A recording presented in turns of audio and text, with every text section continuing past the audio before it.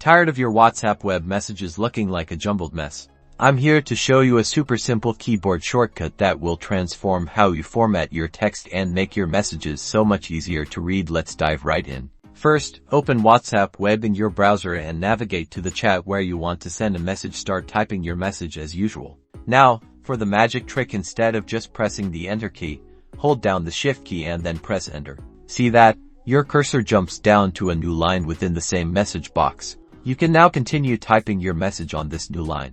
Repeat the shift plus enter combination as many times as you need to create multiple lines in your message. This is perfect for listing items, creating paragraphs, or just adding some breathing room to your text. Once you're happy with your message formatting, just hit the send button, or simply press enter without holding shift to send your neatly formatted message.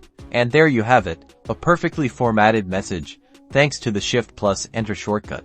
Now you can create clear, organized, and easy to read messages every time you use WhatsApp web. Say goodbye to the jumbled mess. If you found this helpful, give us a like and subscribe for more awesome tips and tricks. Thanks for watching.